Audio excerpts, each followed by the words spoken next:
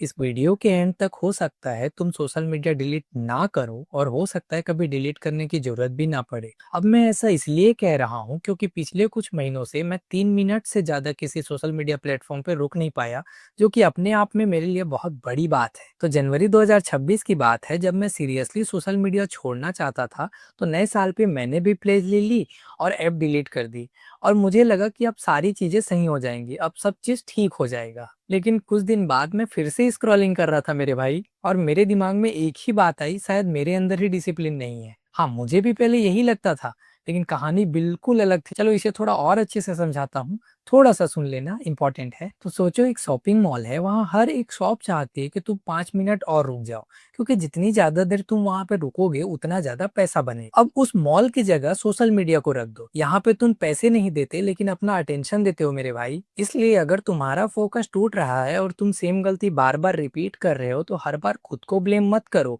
हो सकता है सारा गेम ही ऐसा बनाया गया हो। ये इंजीनियर्स की सोची समझी साजिश है तुम्हें किसी प्लेटफॉर्म पे लंबे समय तक रोक के रखने के लिए। बट मैंने एक बात नोटिस की, जब भी मैं बोर होता था मेरा हाथ ऑटोमेटिकली फोन की तरफ जाता था। हो सकता है ऐसा तुम्हारे साथ ना होता हो, लेकिन देखो, दिमाग बोरियत से दूर भागता है और सोशल मीडिया बोरियत को दूर करने का सबसे आसान तरीका है। लेकिन यही एक छोटा सा ट्रैप होता है, हमारे ब्रेन को जितना ज्यादा इंस्टेंट इंटरटेनमेंट मिलता है, उतना ही ज्यादा रियल लाइफ बोरिंग लगने लगती है।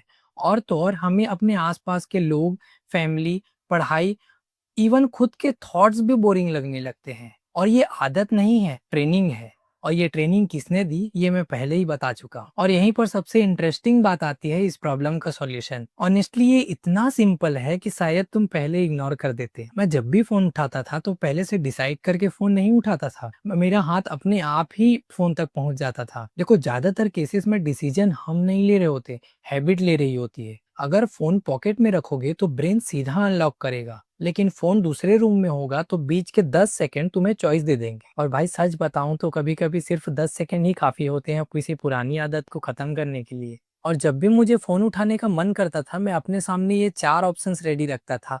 पहला, ये नोटबुक, जहां मैं अपने थॉट्स लिखता था, पॉइंट वाइज सारी चीजें, मतलब मेरे दिमाग में जो भी चीजें चल रही होती थी मैं सारी चीजें नोट डाउन कर लेता था।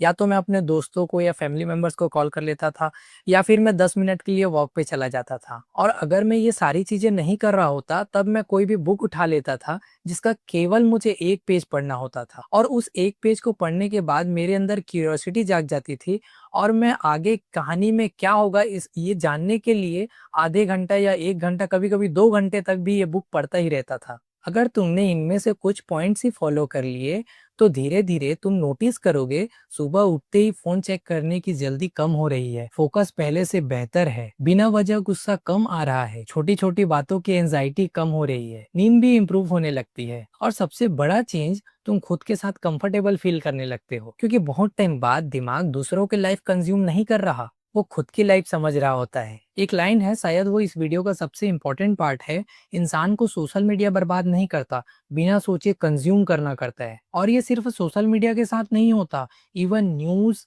गेम, मूवी, सीरीज, हर जगह ये फॉलो होता है। जितना ज्यादा हम कंज्यूम करते हैं उतना कम हम क्रिएट करते हैं, और धीरे धीरे हम दूसरों की लाइफ कंज्यूम करने में इतना बिजी हो जाते हैं कि खुद की लाइफ बनाना भूल जाते हैं। सोचो, अगर अगले 30 दिन तुम आधा घंटा कम कंज्यूम करो और वही आधा घंटा अपने लाइफ में इन्वेस्ट कर दो, एक पेज लिखने में, एक चैप्टर पढ़ने में, या कोई एक नया स्किल सीखने में, या तो और कुछ नहीं तो अपने फ्यूचर के बारे में सोचने में, तो लाइफ कितनी ज्यादा इंप्रूव हो सकती है। देखो, मैंने अपने 3 इन्वायरमेंट सही कर लिए थे।